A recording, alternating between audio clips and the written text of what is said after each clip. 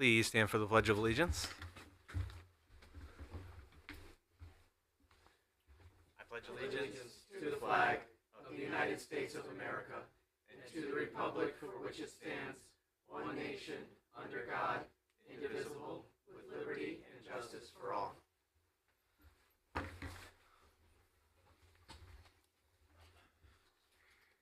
Madam Clerk, roll call, please. Councilwoman Melly Garthwaite, Melly Garthwaite, Council at Large, present. Councilman Brian Locks, Brian Locks, Council at Large, present. Councilwoman Ann Heffernan is absent. Councilwoman Ruby Melton, Ruby Melton, Councilwoman, 2nd District, present. Councilwoman Sarah Akbarali is absent. Councilman Gary Donovan, Councilman Gary Donovan, 4th District, present. Councilman Edward McMillan, Councilman Edward McMillan, 5th District, present. Councilwoman Dawn Callahan, Councilwoman Dawn Callahan, 6th District, present. Councilwoman Catherine Tucker, Councilwoman Catherine Tucker, 7th District, present. Councilman Christopher Vargo, Councilman Christopher Vargo, 8th District, present. Councilwoman Katie Muller, Councilwoman Katie Muller, 9th District, present. Councilman Stephen Johnstone is absent. Chairman Nicholas Pascal. Chairman Nicholas Pascal present. We have a quorum, Mr. Chairman. We have a quorum. Thank you. Okay, first up we have from the Legislative Committee, Chairman Vargo. Thank you, Mr. Chairman. The time is 7:05. Your Committee on Legislative Matters is now in session. Members present are Councilman Locks, Councilwoman Tucker, Councilwoman Melton, and myself acting as chair.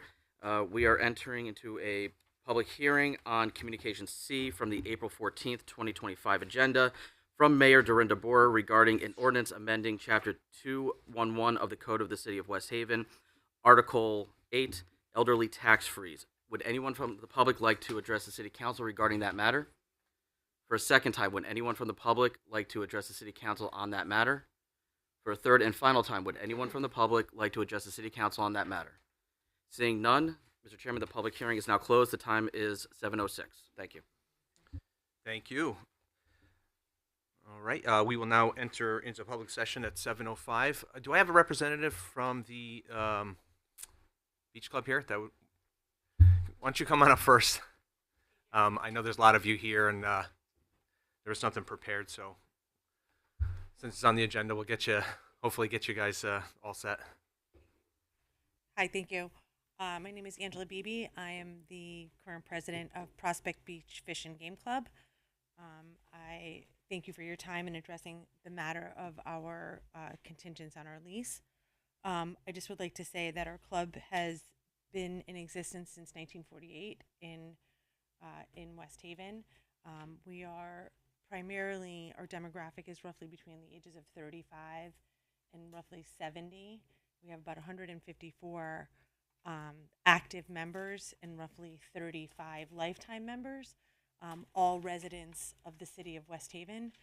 In order to be a member, you need to be a resident and taxpayer of the city. And I think that we provide an excellent community. We're a non-for-profit organization, and we basically maintain the area of our beach club basically from jetty to jetty. So even though it's a public beach, we are very active in cleaning and maintaining those portions of the beach. We have access, the fire department has access to our ramps that we provide not only for the fire department and ambulance and anybody who needs that. We also provide that mobility for our West Haven residents that are members of our club that possibly cannot be able to enjoy their beach. I listened to the council session, and I wanted to make sure that you know exactly kind of what we do. We are, like I said, a close-knit community, and we do enjoy thoroughly using that property, using the beach. And there was some issues, there was some talk about our pump house. Basically, that area, in the beginning, our club was basically at Phipps Drive, and the city decided they moved us over to that area. And at first, we didn't really, we didn't have a lease, and then they said, the city of West Haven said we should make that kind of put that in writing. So that's where the lease came. And then the pump house that you say is really just a storage facility now. It was the old pump station that now is moved to the current location where it is at Dawson.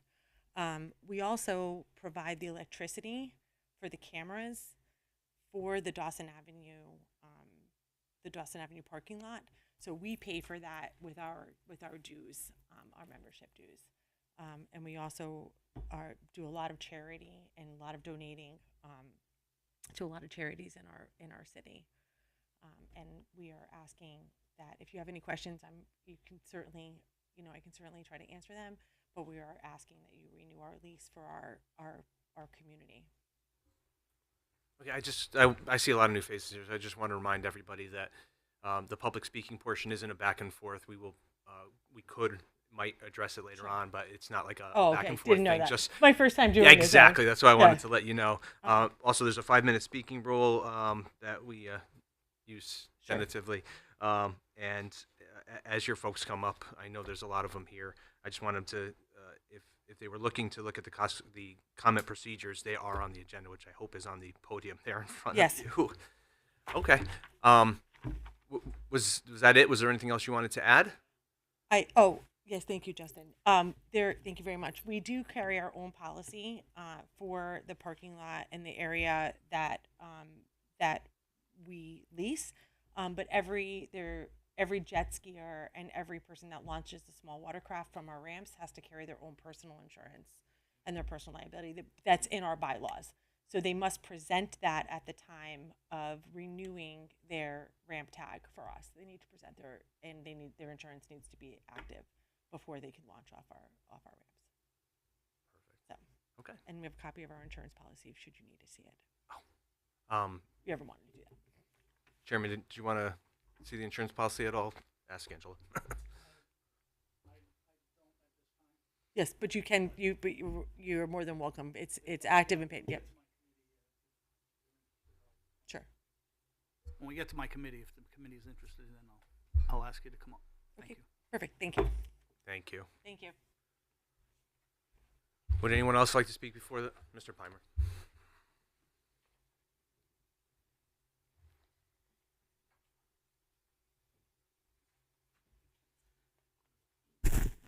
Hi, Bob Pimer, 37 Woodmont Road, West Haven, Connecticut.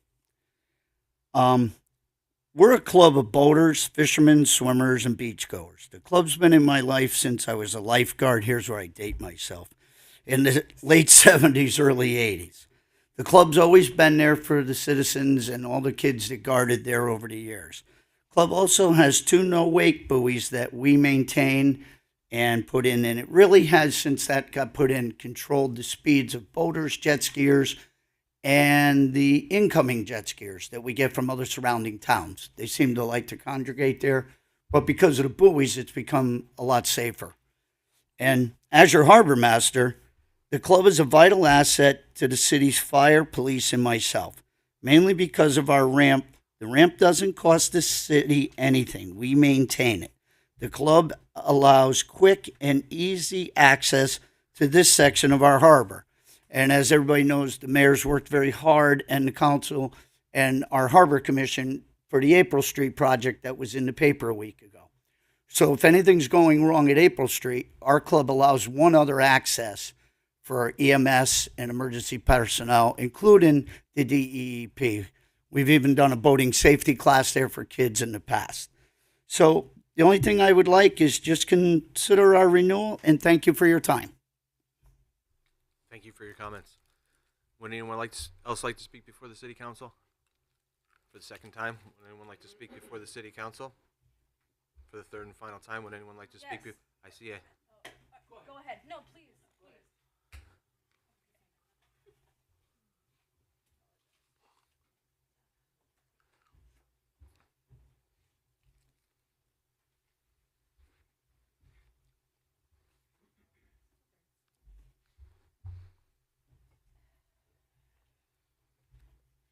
Good evening. Hi. My name is Nika Zarazvand. I live on Fountain Street in New Haven. Thank you for your comments last city council meeting. I like to clarify that I did listen to the entire city council meeting and heard some of your comments about our advocacy work and showing up here. And I'd like to address those comments directly. First of all, I'm not sure if any of you have been hit by a car going 50 miles per hour, but causes a pretty severe concussion that no one should expect to recover from in this time period. And so, sitting under fluorescent lights for 3 hours is kind of a tall order to ask from advocates who've been coming here for a year, right? And it is inappropriate to make an assumption that we come here only to be listened to. We have come to countless meetings and stayed until the very end to speak with you, Mayor Boer, and many other council members who perhaps remember those conversations. So I'm sure it's not a genuine comment to say that they just come here, yap, and leave. They don't know what we're doing. That's what you said, right? So we clearly have not been ignored, but we have been told in so many words that our proposals are specifically not welcome. We have explicitly asked the city to inform their domestic violence prevention initiatives by the circumstances that led to a young woman's death in honor of her story.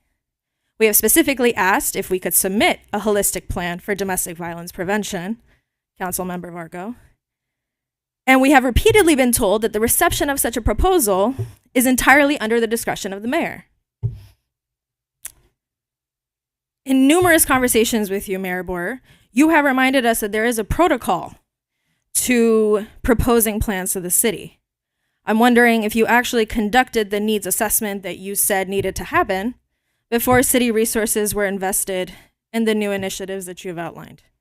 Had you done a needs assessment that takes community needs into consideration, maybe residents on Knox Street could have told you what they needed. And that no number of marketing materials or youth education would have helped their neighbor flee violence. Your current plans for domestic violence prevention constitute the very bare minimum of what municipalities should commit to. It shows that domestic violence for you is not a priority, it's a checkbox. None of the resources that you've put in place would address the circumstances that Roya was facing in West Haven. And I wonder why, after a year of coming here and outlining exactly the gaps that she was experiencing, why all of this has been overlooked and why there's priority more on youth education than actually offering women the resources that they need to flee violent situations, assuming that the burden is entirely on them to just up and leave violent situations instead of obtaining the resources that they need to do so.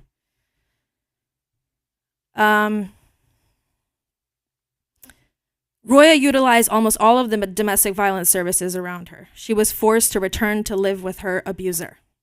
Neither she nor her aunt were able to afford independent housing without relying on their abuser. That is clear. Councilmember Vargo, you said that the only suggestion that was given to us for ARPA funds was a pot of money for hotel rooms. Again, I was never asked to give a full proposal. I would want a full plan to comprehensively address domestic violence, but I wasn't even given that opportunity. So I don't know why we were blamed for just bringing up suggestions to understand what would potentially be received, right? You were not in favor of this because this is not a plan for using funds to prevent or bring awareness to really attack an issue. So I'm wondering, if you had a loved one impacted by domestic violence, and I really hope you never do, would you feel that the mayor has gone above and beyond in creating marketing materials available in English and Spanish in addition to youth services? Would you feel that the city has come up with a comprehensive plan to address the growing rate of femicide if one social worker is working on this issue? Do you think your loved one has the capacity to come to city council meetings for a year and plead with Mayor Boer to address her specific needs and the needs of their neighbors? Do you think Mayor Boer would listen? Would you tell her that addressing her barriers to a household free of violence is not a prevention plan? And what if your loved one was an immigrant who did not grow up in West Haven, did not go to school in West Haven, or was perhaps another Connecticut resident that went to school somewhere else and moved to West Haven, which is the case with a lot of the women that were killed recently, right?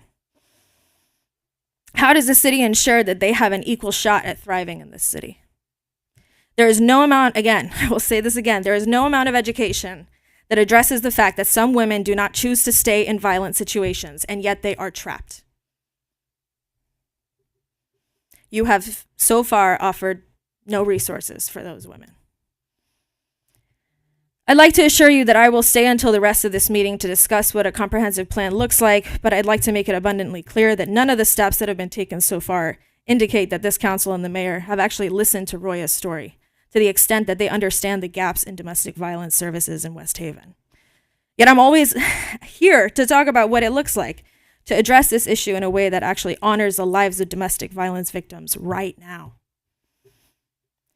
The reason why we have written this police complaint, it's a 13-page police complaint, 20 with documents, and we've emailed it to all of you. I hope you can take some time to review it. And the reason why we've written this police complaint is because on every occasion, Mayor Boer and the Police Commission have denied any notion that the West Haven Police Department mishandled Roya's case. And they have expressed no concern regarding Detective Sarasi's conduct in the investigation or reassigning him to the case were he to return. Everybody has assured me of that. He would be reassigned to the case if he were to return from medical leave.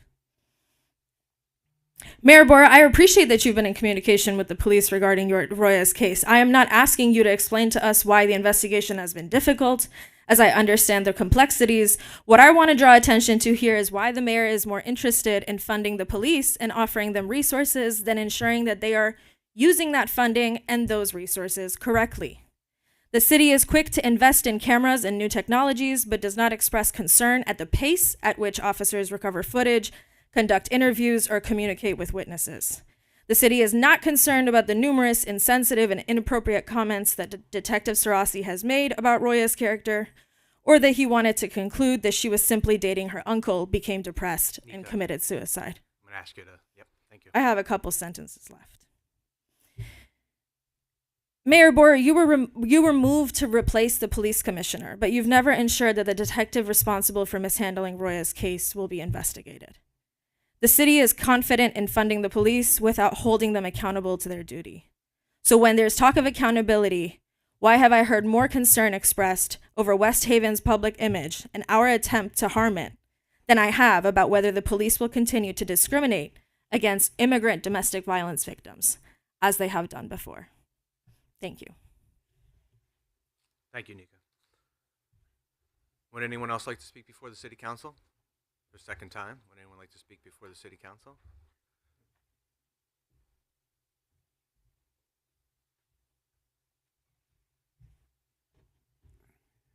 Good evening. Good evening. Not blasting you. My name's Rich Hebert. I live at 166 Bloom Street. Good evening, Mayor Boer, members of the council. I've got to go with a little different topic. To me, it's a big concern for the city. I'm going to give you a little background information, and then I'll make some comments after. We had a study done by CDM Smith on our incinerator plant. And one of the things that's important is that West Haven produces approximately 1,900 dry tons of dewatered sludge each year. The incinerator equipment does not meet the sewage sludge incinerator air quality standards. Our disposal costs have increased from $670,000 per year, and that's in 2019, to $1,100,000 in 2019. And today's costs are even more than that. And then there were talk about gasification, and that study found that while the anaerobic digestion system is technically feasible, it is not recommended for our site. The incineration, which we had, and we had the license for, has the lowest capital and operational cost, almost half of other methods, including the anaerobic digestion, drying and gasification. The suggested upgrade of the existing incinerator system to reduce hauling and disposal costs for the sludge. That was what they had recommended. And the opportunity exists when we have everything up and running for the city to take in outside sludge from neighboring facilities, approximately producing $1.6 million in annual revenue. It also serve as a relief for the state and the region that has insufficient sludge processing. Okay. Next I have incinerator questions. This incinerator has been out of service since 2017. Disposal of biosolid waste since that time is to ship the waste to Naugatuck. The cost was, goes back, was $667,000 and has now increased to over $1.2 million. And I'm sure that's not what the current cost is, because it's substantially more than that. This means that the taxpayers paid over $7 to $8 million during the shutdown. CDM Smith provided options for using our incinerator. And what has the city done to make any implementation of the suggestions made? There's a question of permitting that has not been answered by the city. At various times, the city engineer gave the impression that the state was holding the process up. In a letter in response to my inquiry, a long list of items that West Haven had to comply with had not been implemented or permits requested from the state. So the state's not holding us up. It's our lack of having our information in the hopper. The reason why I have to mention this is because even if we were to start today, it's going to take us years before we can get operational. And if something happens where our system goes down, it's going to cost the city fantastic amounts of money. Ungodly. The money that we're talking about here is in the hundreds of millions of dollars. That system crashes. And some of these questions are, can we get the permits and have them been requested? And the answer is no. The state has not received a formal request for implementation of permits. Before you can put your shovel in the ground, you have to have the permits. And what is the status? Are we going to repair it or are we going to replace it? Have we made that decision? And what are the costs involved and how are we going to pay for it? And what's the cost of transporting the cake and liquid to outside disposal sites? Right now, we're using Naugatuck, and it's quite possible to continue forever. But we don't know that. We live on a year-to-year contract, 1-year contract. So if they decide they got a better offer, or if their equipment fails, what are we going to do? We don't have an option. We have to do something. And I guess the other thing is, when are these decisions going to be made? When are we going to do some implementation? When are we going to do some? Okay, I'll wrap it up. But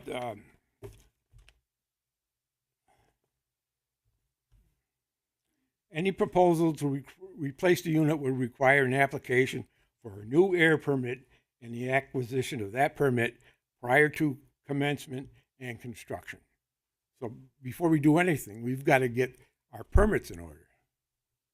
And I could go on. I got a lot more here that I'd like to say, but you understand what I'm talking about.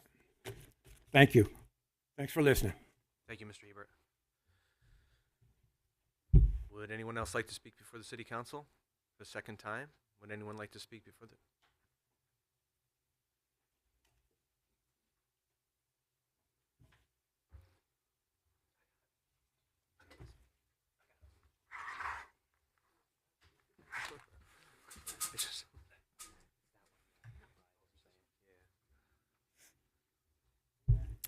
Hello all, Vanessa Suarez, Quinnipiac Avenue, New Haven, Connecticut.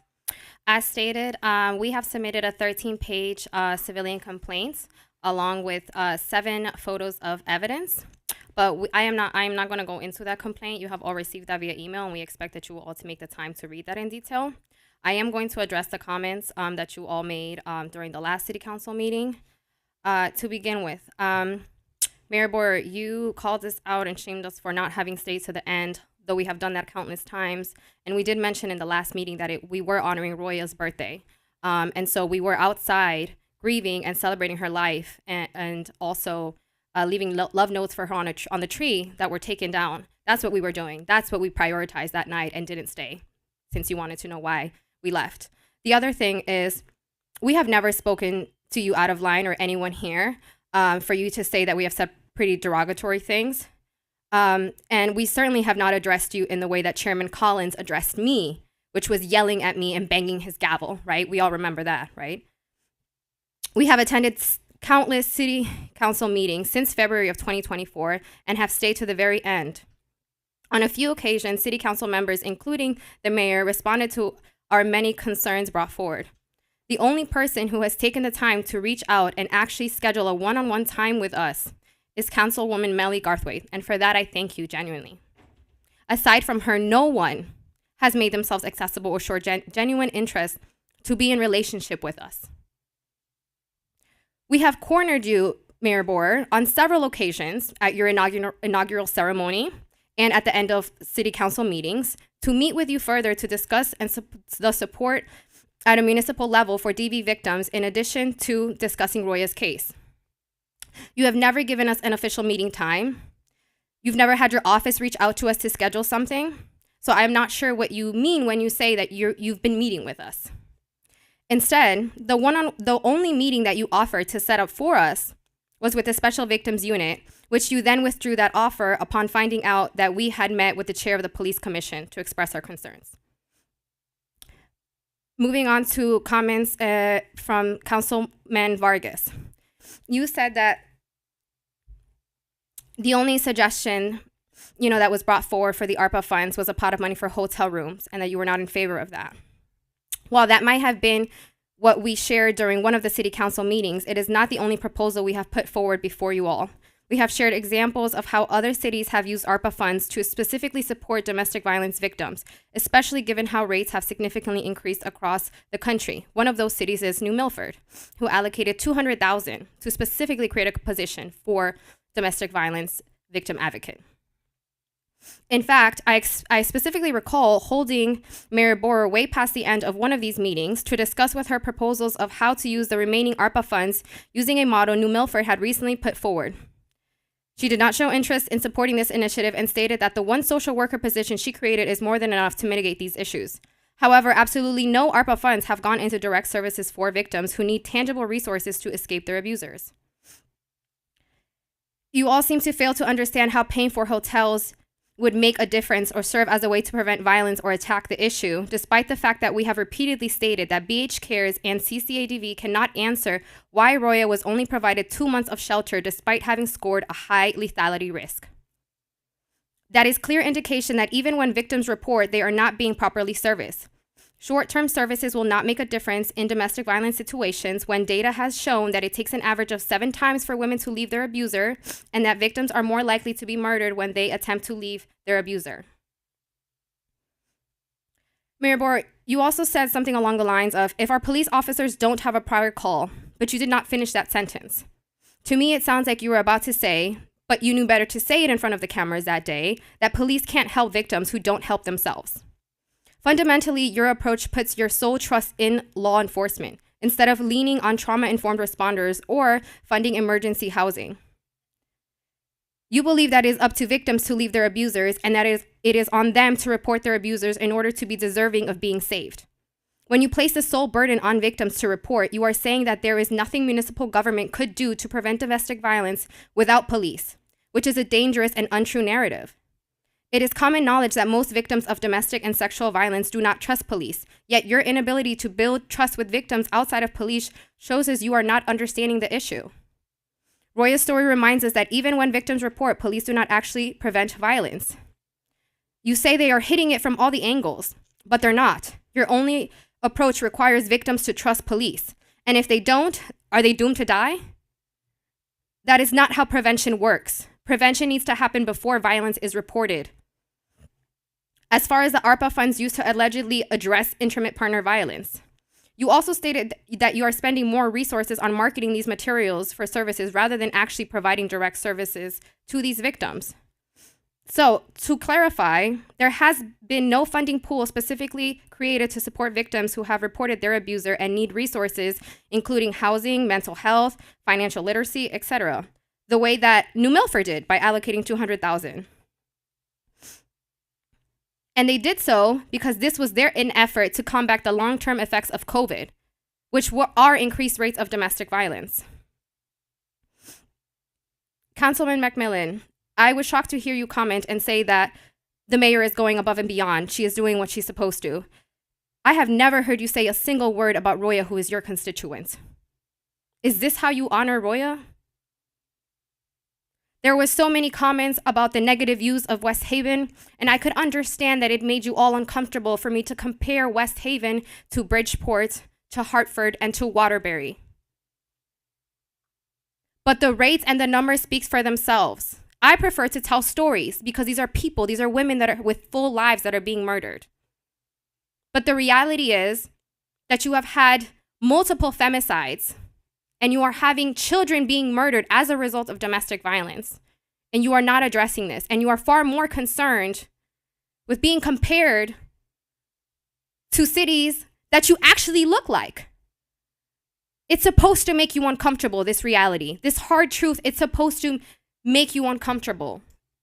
You're not supposed to go home and be happy about it. And to say that we're all doing our best, that Hartford, that all these cities are doing our best, we're not doing our best.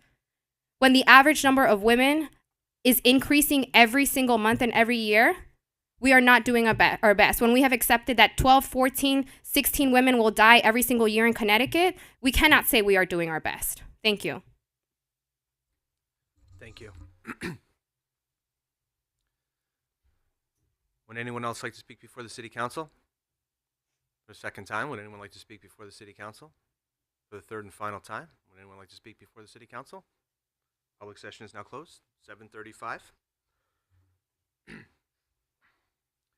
We can now convene the 4/28/25 regularly scheduled council meeting at also 7:35.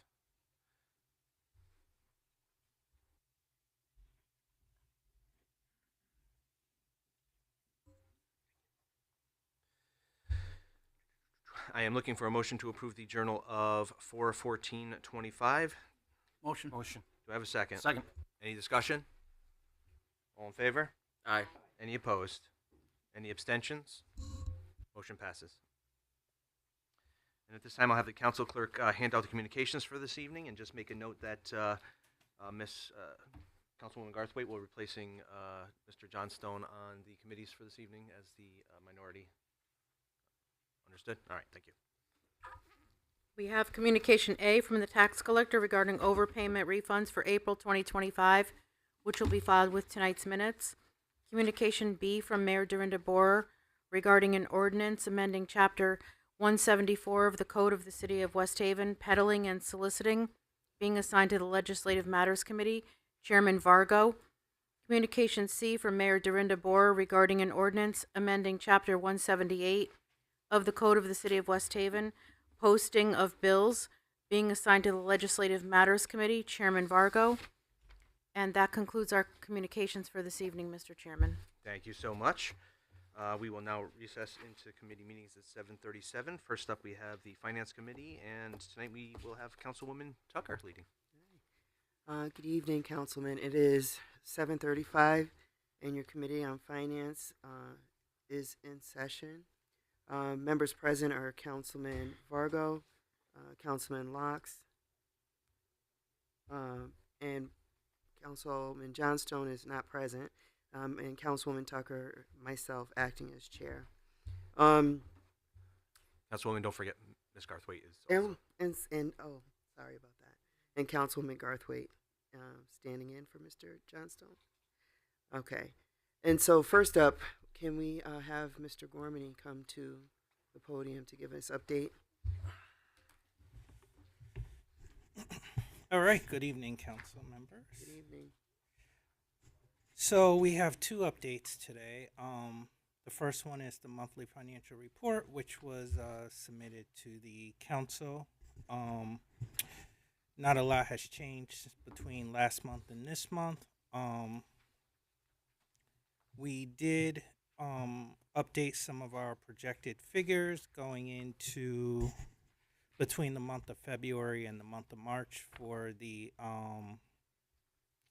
city general fund and Allentown and the sewer fund. On the sewer fund, we did work with the sewer department, and we are expecting as of March to be balanced with that sewer fund. Again, as I remind everyone, these are a projection in time, so anything can happen as we're closing the fiscal year or anything like that. Allentown Fire Department, we are projecting a surplus, a small surplus within the Allentown Fire Department at the moment. As in the past, we've used that to pay down their pension liabilities for AFD, which has gone a long way the last couple of years. I think that's been reflected in our audit. And we did update our general fund numbers based on additional revenue that we're going to be receiving, and we did see some additional expenditure savings based on vacancies in other areas within the general fund. We are still tracking on a collection rate for taxes as we were in last fiscal year. So last fiscal year we collected a little bit above 99% of the real estate levy. We collected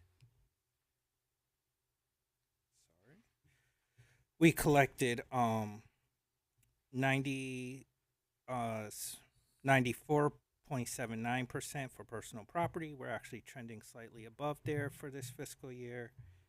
And we collected, and we're trending around 89% for motor vehicle. So right now we're we're tracking for a surplus within the general fund, and I'll be happy to answer any questions. Thank you. I have a question about the motor vehicle projection. Yes. With the new initiatives that you guys put in place, do you anticipate that might come out better for us in the end, or? As I mentioned, in past meetings, motor vehicle is one of those tricky areas. I think a lot of cities and towns have seen the collections going down, especially during COVID and recovering after COVID.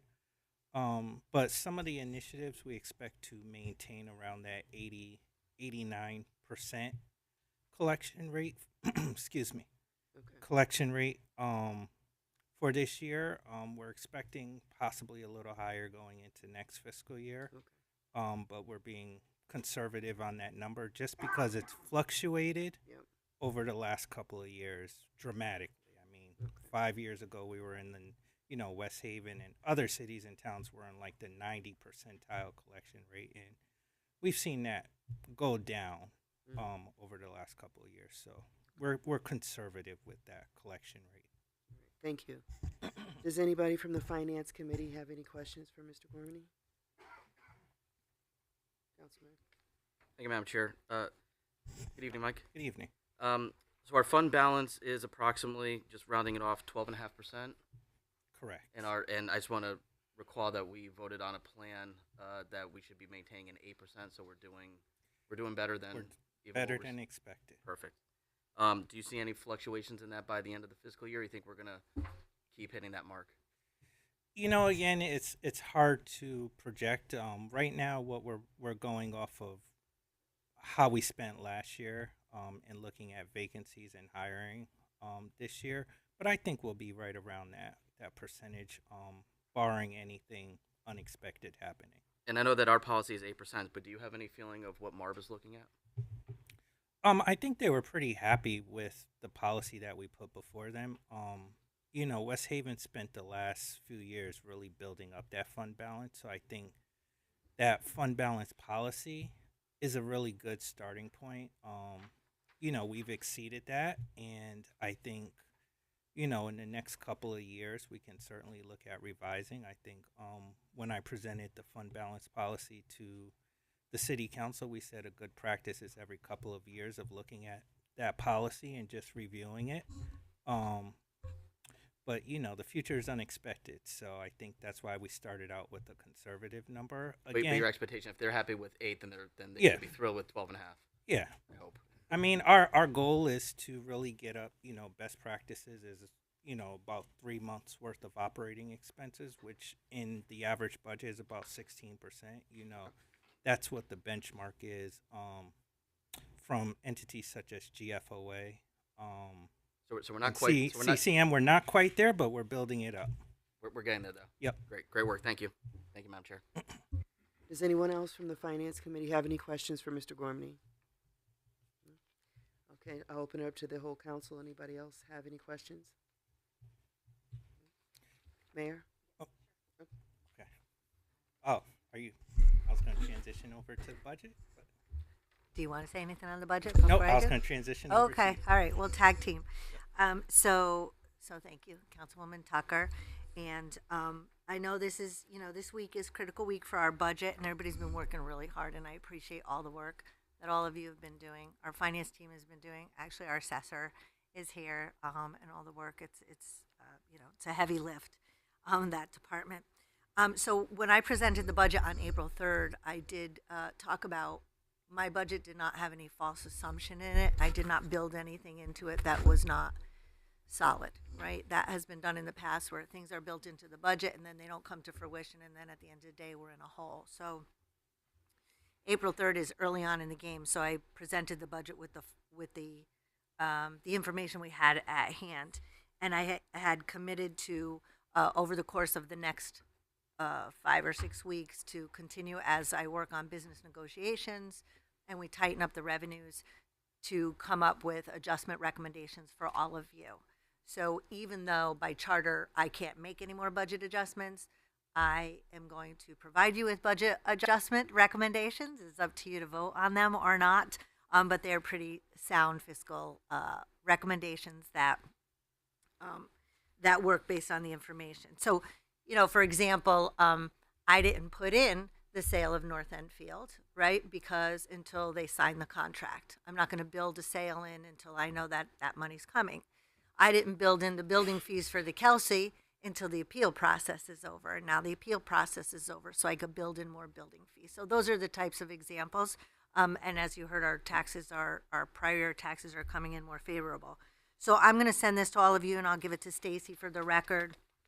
But these changes are an additional $1,745,000 in adjustments recommended for the budget, which makes a significant difference.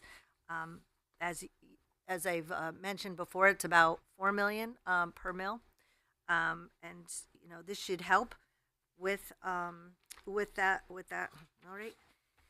The other things I want to mention is we had our public hearing, and when we had the public hearing on the budget, one of the things we heard about was about the senior tax freeze, and that's why you have that ordinance before you to vote on. At your suggestion, we held something for our seniors in Harriet North downstairs to educate folks on how to apply for the senior tax freeze. We had about 40 people there. It was pretty good. We had some good suggestions about how to modify it for the future. We would build in a little bit of that if you vote for it. So I think, and just as a recap, we compared ourselves to cities around us. Our income levels are pretty much in line with the other cities. Our age is pretty much in line with the other cities. What wasn't in line is the amount of years you have to be here as a resident in order to qualify. The senior tax freeze originally was put into place maybe 10 years ago, 15 years ago. So this adjusts that to allow more people to be eligible for the senior tax freeze. So that is one of the other recommendations. Also want to let you know, we work very closely with the fire departments, even though they're independent, the fire districts. Again, today, all the fire commissioners, the fire chiefs, and we crunch our numbers together because it only benefits everybody when the fire department comes down in their mills as well. We are one half of the equation, not one half of the equation, I would say 3/4 of the equation, but their mill rate is critical as well. We lowered Allingtown's mill rate by just above 3 mills, which helped the Allingtown Town District. We worked very closely with West Shore and the Center District, and they will also be lowering it by 3 mils. And I think that's really important because it provides consistency. Because remember, the whole idea of reval is to bring, you know, kind of like a level playing field, right, from district to district. So having all fire departments come down. So that fire vote for the center, I believe, is this Friday they're presenting, and then the West Shore is around May 24th. So keep your eye on that, and you can go and vote. They always need a quorum for that. One of the other things, we have gone around and around on how we could lessen the burden for residents. So one of the things, and you'll be getting a memo from me on the night that you vote, is that we are recommending for the first time that West Haven allow payments in quarters instead of 2 payments a year. This would only be during reval because it's a very complicated, messy back end process for us. But this way, because folks aren't going to get their tax bill till late in the game because we have to wait until West Shore votes on their budget in order for us to put the tax bills together. We use an outside agency. So if that vote isn't until May 24th, by the time we get that, they do the whole, software program. Our bills don't go out until mid-June, and now you have a bill that's July 1st. It's going to be difficult for folks to come up with that funding. So if we break it into quarters, we think that will help. And that is one of the things we talked about with the fire departments today, that if we do that, they have to do that because we do the billing for all of them. So it's just so complicated in West Haven structure because Allentown is with the city, right? But Center District has their own charter. West Shore has theirs. There's different times that we vote on everything. So we're working as best we can to stay aligned. Let's see what it is. Oh, and I also want to let you know, so the 4 payments per year for taxes, that would only be for real estate, and that would be for sewer. We're not allowed to do it for motor vehicle or for personal property. So we're going to have to do a lot of education to the public around how that works. And it's optional. You could always pay your taxes, in 2 payments.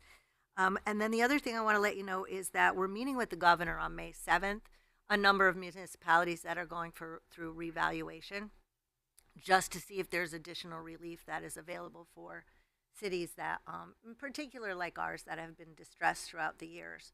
So we have a coalition of mayors that have been meeting over the past few months because it's not just us going through reval, it's Hamden, North Haven, Wallingford, Woodbridge, Brantford, East Haven, Shelton. Pretty much everybody in our region is experiencing the same type of average home value increase because of revaluation. And just as a reminder, revaluation is based on 2020 through 2024, and home values skyrocketed, not just in West Haven, across the cities, but we didn't have the commercial sales here. So the commercial is really supposed to offset the residential. And the other thing I'm going to be pitching is our non-taxable property. Tomorrow night, you're meeting with the state delegation. A new budget was passed last week that has more funding for municipalities. So tomorrow night, when you meet with the delegation, those are questions you want to ask. How likely is this budget going to pass, right? How much of the changes, special education, all of the fundings that we've heard about. So that's just an update on the budget. Rest assured that we continue to work on it every day. If anybody else has recommendations, I know a number of you have been sending recommendations for the budget to myself and Michael.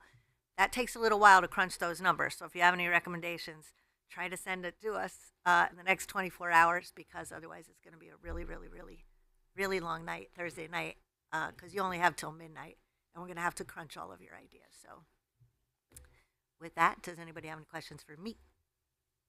All right. Thank you, Mayor. Any other questions for Mr. Gormany? Okay. All right. Thank you. Thank you. Mayor Board, would you like to give a MARB update for us? I would love to give a MARB update. I would love to never have to give a MARB update.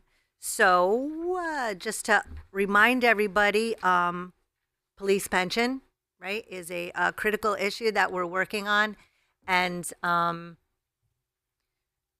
last week we were supposed to go to Superior Court on Thursday, the date of the MARB. I asked the MARB if we could postpone that meeting so that we could go to Superior Court because the police pension was critical. Come to find out, the court postponed the after I asked for MARB meeting to be canceled, the Superior Court date.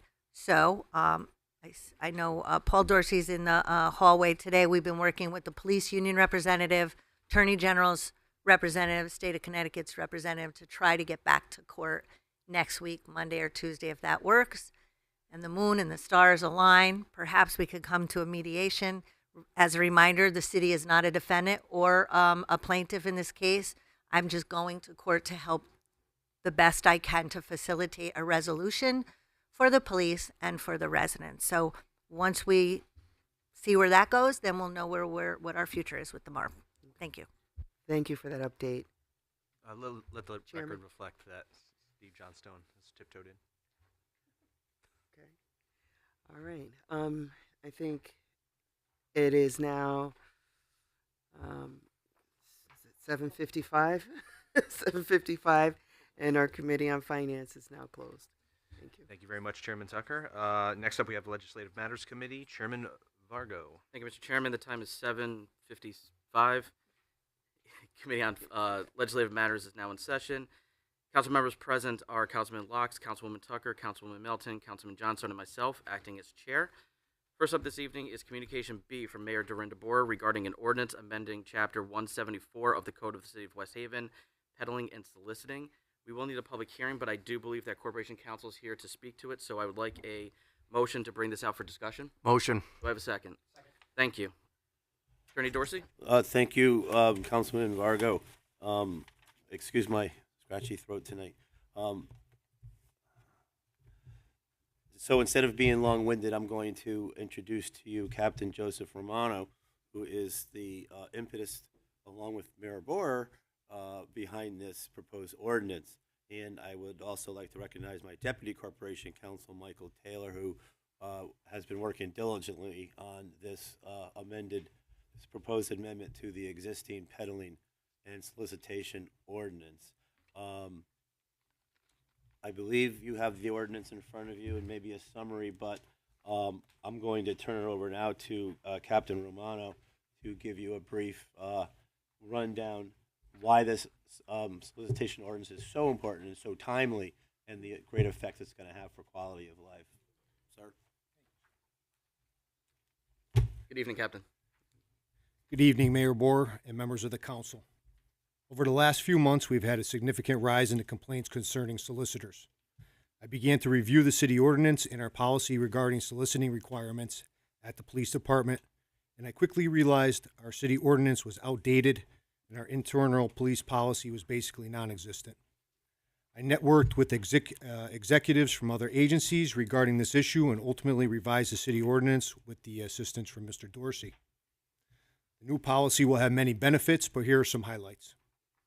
Number one, each business will now have to pay a $250 application fee, and each solicitor from said company will have to pay a $150 licensing fee per solicitor.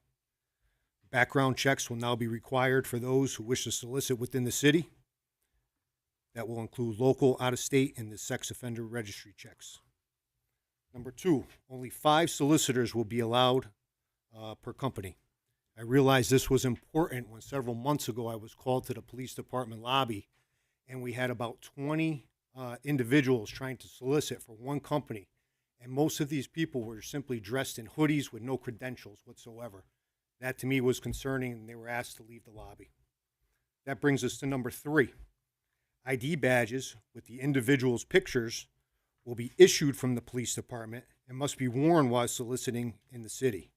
People must provide a passport photo when submitting applications. This will obviously help us with accountability. Number 4, solicitors must cease operations at dusk. This gives us a defined time when they must terminate their solicitations.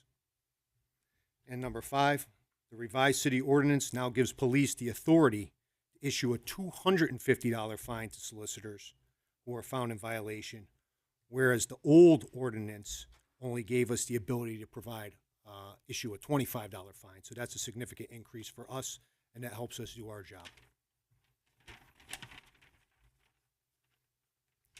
These changes should attract legitimate companies who wish to conduct business within the city, and it gives us the authority to fine others who violate our revised ordinance and do not abide by our policy. I believe these changes are long overdue, and the residents of this community will love the results. Thank you. Thank you, Captain. I know that I've heard.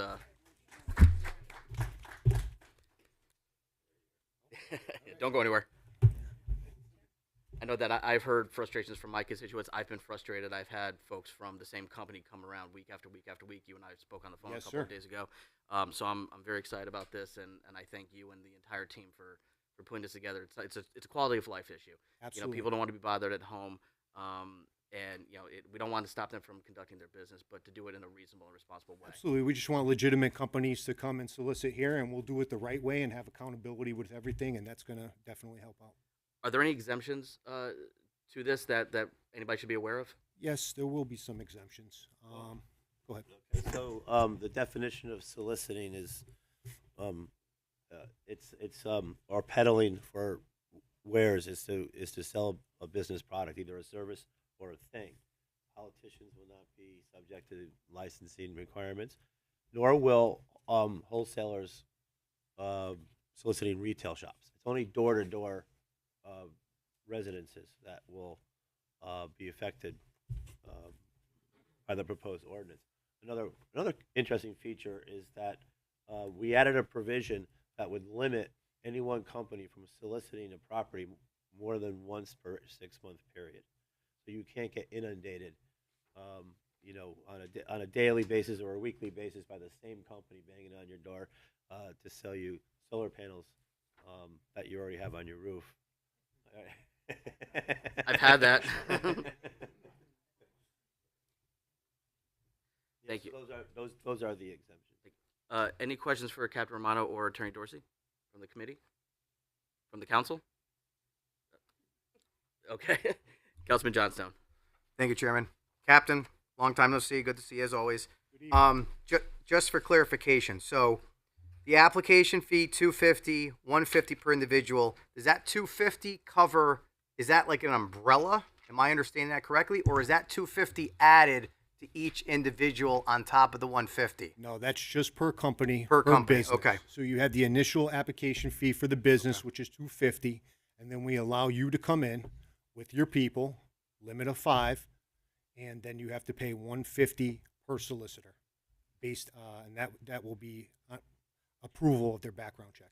Okay, and then secondly, the part under Part 6, Section A, where it's a $250 fine. That's for each resident. So that's just a simple way of accruing for repeat offenders. So if as long as they keep going, each residence is $250 on $250 on $250. That would be accurate. However, once that initial violation is obtained, we do have our discretion to pull their permit. So then they may not, you know, if they're going, for instance, after dusk, we can pull their permit and say, hey, you're no longer allowed to solicit here. You're not abiding by our rules. So that individual will be penalized. And then my last question is, heaven forbid we get to that point, but it wouldn't surprise me. You pull someone's permit, they're still soliciting. Is the next step arrest? Well, at that point, I believe we'll have a trespassing to some degree. Okay. And that would, arrest would probably be the next enforcement used. Okay. Thank you, Captain. Thank you, Chairman. What's that? Captain, who maintains the permit? Is that going to be the function of the police department? All right, this is a relatively new. This is a new policy that we're gonna take care of here. I am gonna oversee it at first just to get it off the ground, and then once it's running and it's regulated, I want to pass this off to the records division, and they will maintain all these records and all of these documents. So we'll get it off the ground. We'll make sure it's running properly. Pass it on to records. They'll have full accountability of everything after that. And is the $400 cumulative application fee and permit fee, does that cover the anticipated costs of doing this? Sure, it's relative on our end, minimal cost. We have people who process permits and applications all day long, so this would just be simply added to that. Okay, and what's the rollout gonna look like? How are you gonna educate the companies that are already doing this here? We'd be happy to sit down. We're going to make packets available for them, so when they come in, we'll simply give them our new packet. We've already been telling companies as they come in now that hey, listen, we are changing our policy. It's going to be some different things that you're going to have to do if you want to continue to solicit in this city. And they've been made aware, and we'll also put it on social media so they know that this exists as well. And I'm assuming you're going to maintain some discretion, one strike in case somebody didn't get the memo, so to speak, but then a repeat We will offender. be very reasonable. Yep, got it. Any other questions? Councilman Donovan, then Garthwaite, and then Mueller. Thank And you. then Tucker, and then Thank you, go Chair. around. How you doing, Captain? How are you, sir? Good. Thank you for getting this going. This is absolutely a good thing. Now, for the residents out there, once this is in play and this has been going on, somebody comes, they don't have any ID or anything like that. What should the resident do at that time? The resident should call the routine number for the police station and report that, and we'll send officers to that location to investigate. No matter what time it is during the day, right? Oh yeah, absolutely. We're there 24 hours a day. We're ready for you. I know you are. Hopefully they don't. Those people don't show up. That's pretty much. I just wanted to make sure the public understands because I'm sure there's people out there saying, "Well, what do I do if something?" So simple thing like that. So that's the non-emergency number, correct? Correct. 937-3900. Yes, sir. Thank you. Thank you, Chairman. Councilwoman Garthwaite. Thank you. Hi, Captain. Hi, how are you? Good, how are you? Good, thank you. I just want to know, what about religious organizations? Because they are selling their religion. Yeah, we do have a section for nonprofits, and it always goes at the chief's discretion. He has final say into these matters. If it's a nonprofit that wants to go out for certain things, we may potentially waive the fee, but that would be up to the chief. Okay, so they're still allowed to solicit? Yes. Yes, okay. Correct. Thank you. All set? Councilwoman Mueller. Councilman Donovan asked my question, so. I think the same thing for Councilman McMillan. Very good. Councilwoman Tucker. Hi, how are you, Officer? Hi, how are you? Romano? Good to see you. So I guess the question I have is about passport photos. You mentioned passport photos. Yeah. So who has to provide the passport photos? That would be the solicitors that are coming in. Once they give us their application, you could simply go to Walgreens and take that little passport photo. I think it costs like $9-10. Okay, so you bring that in so we can just manufacture the badges that way. Gotcha. It's just the photo, not the passport. That is correct. Okay. Yep, just the photo, and then we'll make the badges in-house and provide them. Okay. And the second question I have is, this seems to focus on businesses.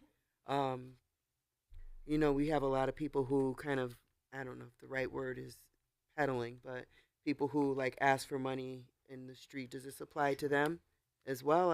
Well, you're referring to panhandling. Okay. And we do have a lot of that, and that would actually be a separate policy, something that we may work on. So it's not in the part of future. this? No, this is particularly built for soliciting. Okay. Yeah, door-to-door soliciting. Okay, thank you.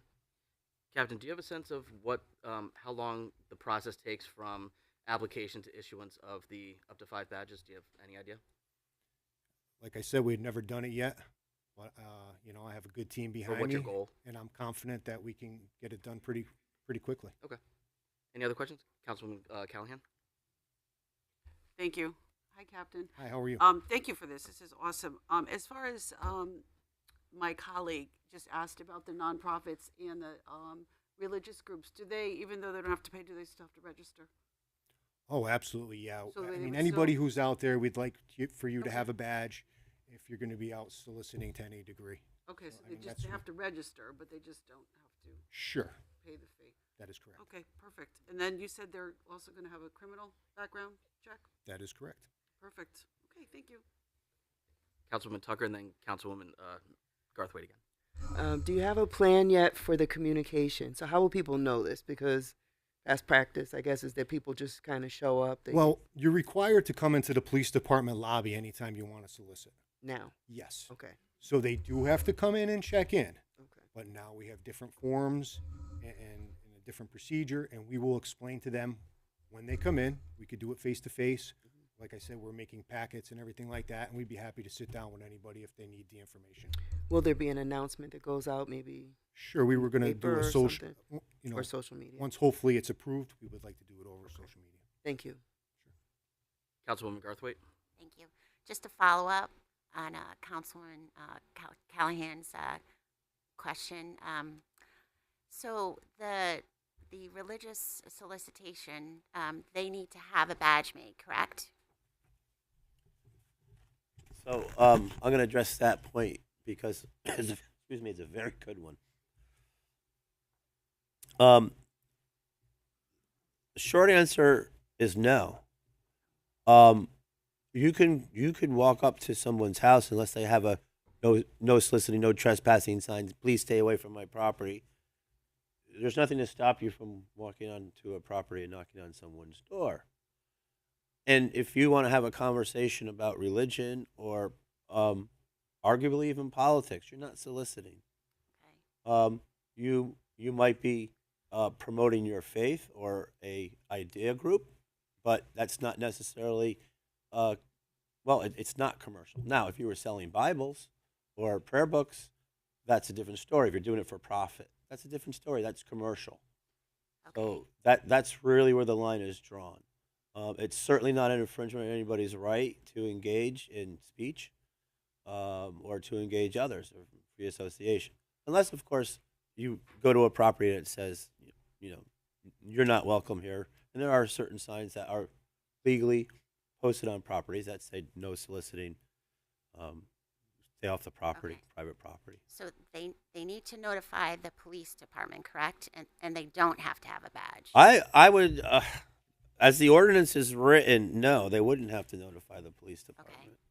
Guess I misheard what Captain said. So Yeah, it's an excellent point, but it's purposefully left out of the ordinance. okay. Okay, not to chill that kind of activity, which is important to our country and certainly our well-being and but as soon as you pass that line where you're saying, okay, now you're asking for money for whatever it might be, a product, okay, or a service, then that is absolutely crossing the line to commercial. What about donation? Asking for a donation. For a Is that for a nonprofit, that not commercial. Like if I'm Boy Scouts. We did that. That kind of thing, or Yeah. selling of Tom Watt when you're 13 or 14 years old. Fine. Fine. Yeah. Okay. Yeah. Okay. Just want to get that all on the record because I know Yeah, people are that's going to ask me. Super so. important stuff. Okay. Yep. Thank you. Thank you. Captain, I just gotta say, Councilwoman Tucker reminded me, if you stop Girl Scout cookies from going door to door, there's gonna be a mutiny. Yeah. Chairman Pascal. Thank you. Are you sure you don't want to revisit the politician exemption? I think that's something that the residents can really get behind. Never mind. Thank you. Any other questions? Mayor Bohr. So I just want to take the opportunity to thank Captain Romano and Paul Dorsey. About 2 months ago, I got a call from a gentleman, actually in your district, Steve. I think he was on Homesteader. He was 80 years old. He called me up. He said, Mayor Bohr, I have cancer. My wife is older. We're both aging, and I have somebody at my door at 8 p.m. at night trying to sell me something. And I said, oh, that's too bad. But it wasn't really sure, who it was or what was going on. The next night, I get a Ring camera video through Facebook of a gentleman on Main Street, 10:30 p.m. at night, knocking on their door. And then the next day, another one. So I'm like, okay, something's going on, right? Because we have a lot of solicitors with something's going on in the city. Coming to find out, it was Frontier. I don't mind saying it was Frontier because it was, right? I don't mind calling them out. So we got a hold of the national outreach and legal team for Frontier, and we told them something's going on in our city, got to stop it.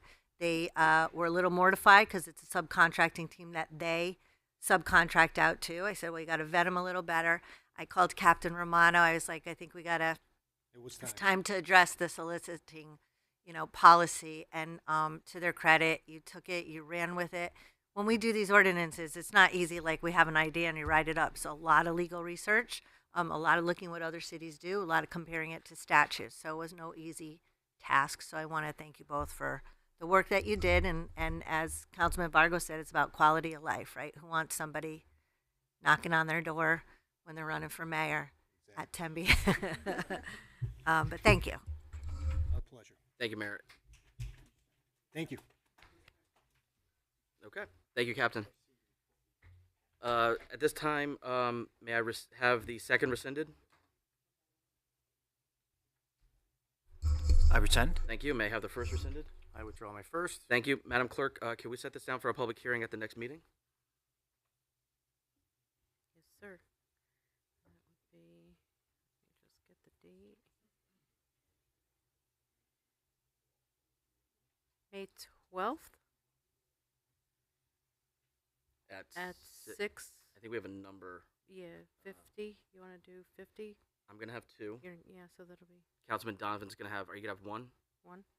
So 6:45. Only 6:45? one, right? You only have one, Councilman Donovan? Okay. 6:45. 6:45. The 12th. Got it. Okay, thank you, Madam Clerk.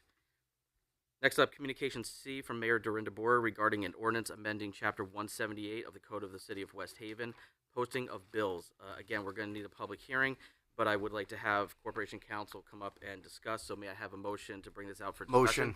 Thank you. Do I have a second? Second. The repeat. Thank you. Deja vu. Attorney Dorsey? Thank you, Councilman Vargo. This is a amendment to the existing regulation found in Chapter 178 of our code, regulations and penalties for offenses of posting bills. Right now, if signs, advertising, playbills, lettering, or similar nature are now it's illegal to post those on a telephone pole, utility pole, city structure around town. And currently, there's a fine of not more than $50 for each offense. This amendment would keep that fine of $50 for each offense of a non-commercial nature. But then it would be a $200 fine for each offense of a commercial nature. So in other words, a utility company or a cable network company or a I'll buy your house for cash company is littering the city with these placards or advertisements, they will be fined $200 for each offense, not just for their presence in the city, but if they put up 20 signs, it's a $200 fine per sign. Again, we see this distinction. It's a really important distinction between what is private and what is commercial. And that's an important aspect of this. What we're trying to do is discourage that kind of advertising. Hard stuff, hard sells, everywhere you look on the street versus lost cat. Right? So that's the goal of this change to this ordinance. It's definitely a step in the right direction with respect, considering other ordinances that we're looking at that have to do with littering in the town and advertising. Thank you, Attorney Dorsey. What city department's going to enforce this? Police department. Police department? Okay. Any questions for Attorney Dorsey? I'll just open up to everybody. Councilman Johnson? Thank you, Chairman. Hey, Paul, so residential, big problem in my district, and I'm sure it's everywhere because the weather's getting nicer. So where does a tag sale fall under this? Because when someone has a tag sale, they leave those signs up forever, and then it rains, and then it litters, and then it wind blows, and I get complaints, and I'm sure other council members too. Yes. So where does a tag sale fall on this? $50 fine For each sign? Is it for each sign or as just written? Well, the $50 each fine one, for okay. each offense of a non-commercial nature. True, Okay, yes. that's what I want to double check because it brought. I was That's all on the books now, by the way. That's on the books. It's a $50 fine for any posting of a bill, commercial or non-commercial, on the polls. Okay, this changes the commercial penalty to $200. So I guess you're telling me we got to figure out a better way to enforce it. if it's already there, because I didn't know that was already there. It's there. And well, there's also a soliciting and penalty too, but not doesn't have the teeth that the one that we just spoke about has. So I think with the officers, particularly Captain Romano, who I've spoken to, he's taking this real seriously. Okay. And we talked about the enforcement of this as well. And under Article 178-2, enforcement clearly states the police department of the city of West Haven shall enforce the provisions of this chapter. And they can issue citations, violations like parking tickets, but for the posting of bills. Okay. Thank you, sir. Thank you, Chairman. Other questions? Councilwoman Milton? Melton, I'm sorry. I cannot get your name right. That's all right. You.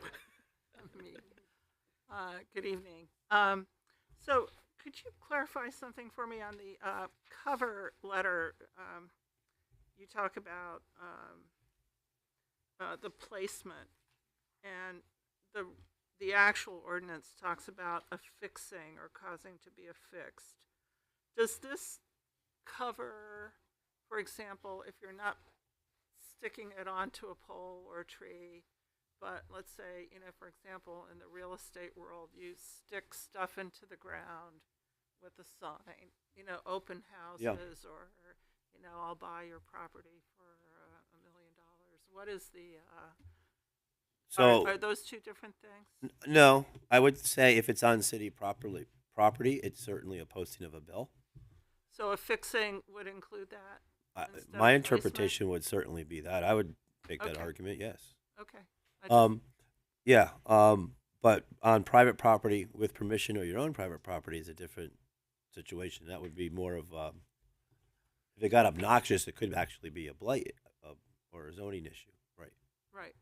Okay, I just wanted to make sure that it covered sticking into the ground as well as posting it on a tree or a telephone pole. Before the public hearing on this ordinance, then I will look at the language more carefully.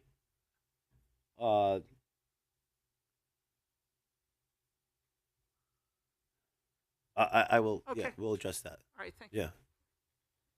Yeah, I would like to certainly get clarification because we have a lot of nonprofits, groups, religious organizations, even private schools around that are advertising, especially through signs, not necessarily on telephone poles and trees and whatnot, but signage for open houses or holiday bazaars and things of that nature. So They can certainly get the permission from the city to do that, okay? And they can get permission from private owners to do that. They can do that. Who would they go to on city property to get that permission? Straight to the mayor's office, or I would possibly the police department. Okay. Could we maybe get clarification on what that process looks Yeah. like for our next meeting? Sure. Thank you. So like a temporary signage for An event, or I think something that has a date certain.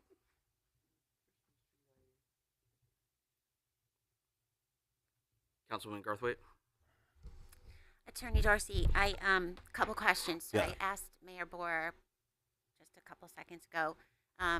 Lost pets are okay, right? Lost dogs, lost cats, signs are okay, just not on telephone poles.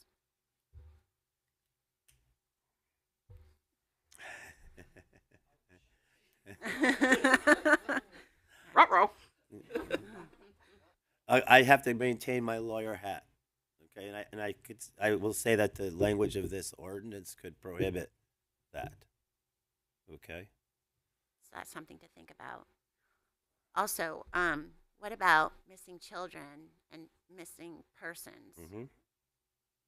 That would cover that too. You couldn't put up signs anywhere.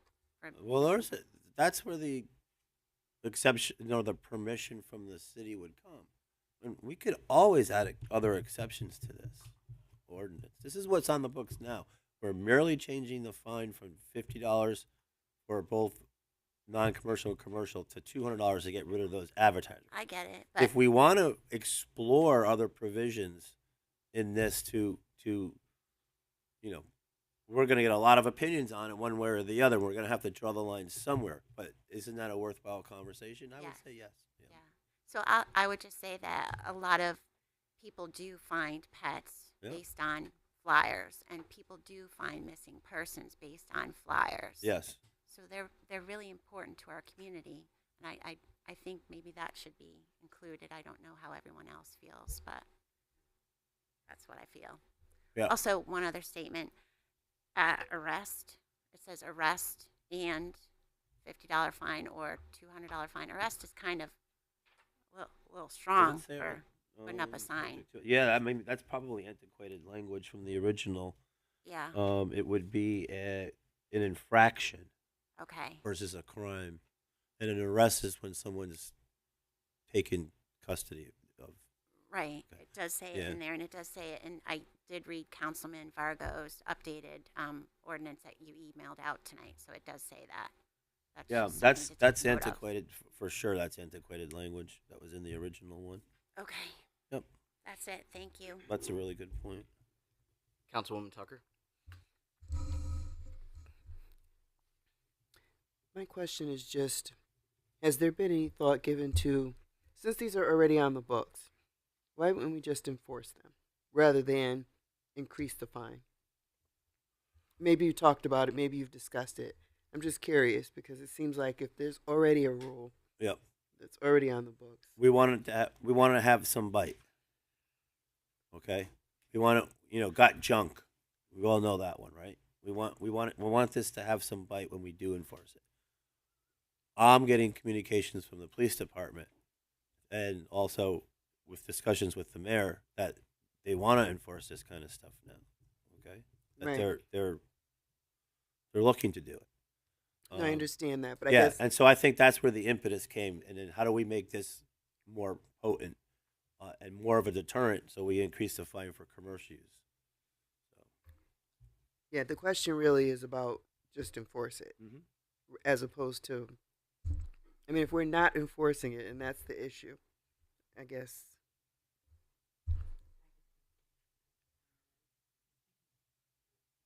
You all set? Yeah. Mayor.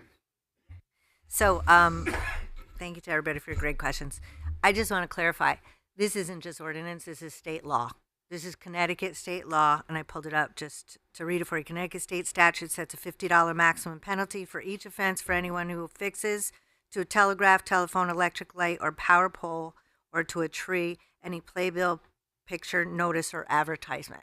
So our ordinance just codifies state law. You're really not supposed to touch a telephone pole. You're not supposed to for a reason.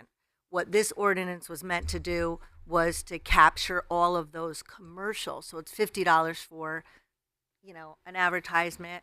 I got a call from the high school play. Can we put some things around town? I said, do lawn signs.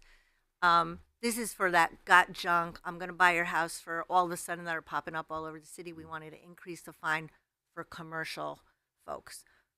Are we going to go around and use our police time to charge people $50? No, our public works department really does that. They go around and they pull the signs down. If we see somebody who's continually doing it every week, we're probably going to address it and we'll probably do something with the police department, but we just don't have the resources. Public Works does a good job of pulling them all down. This is really meant to get the commercial people, but it is law not to touch the telephone poles. If somebody if there's a missing child poster, I'm not telling anybody to take it down. Or a missing dog or cat. I mean, really. I mean, there's got to be some line of discretion, I would hope. Yeah. We just want to go after the people who are coming into our town with all this Exactly. commercial business. Thank you, Mayor. That makes a lot of sense. I think that I would just like some clarification on the other signage that we were bringing up on, especially on the nonprofits and the private organizations. We're still in discussion. Is the committee comfortable with what the mayor said to move this forward to a public hearing, or do we need some more time with Corporation Council next meeting? Anybody? You're good? I'm okay Good. for public hearing. Good. Councilman Johnson? Well, look, can I just have a point of order? Absolutely. All right. So, if there are changes between what's presenting now and what's presented at the public hearing, right, that could pose a problem. So, if you want any changes to this ordinance, The easiest way to do it is to postpone it, the public hearing, or you would have to approve the ordinance as amended after the public hearing if a change is made.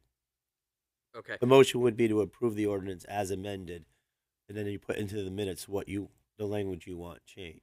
Understood. And it goes to the mayor for her signature or not her signature if she doesn't like what you did with it. So the mayor referenced a state statute that this locally codifies. So what flexibility does the council have to make modifications that doesn't go against what the state statute is? You can make it less stringent.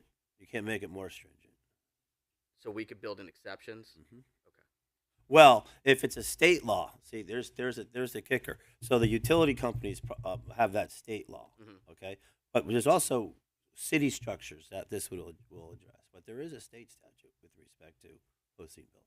Okay. The mayor's absolutely right. Yeah. So this ordinance can make it more of an offense. Less of an offense.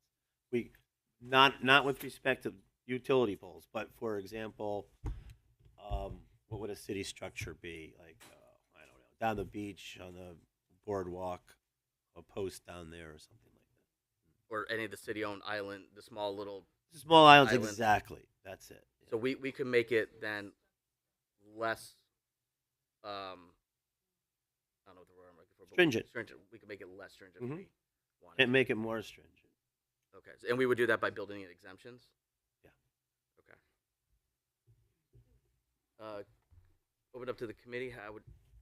Do we want to provide some recommendations to Corporation Council, or are we good as is? Don't everybody talk at once. So just for clarification, you can't make any changes to this and us go to a public hearing, is that correct? Right, because if we Including the language we talked about, like clarifying the language. Yes. So in other words, if you said go back and fix it, right? We want 1, 2, 3.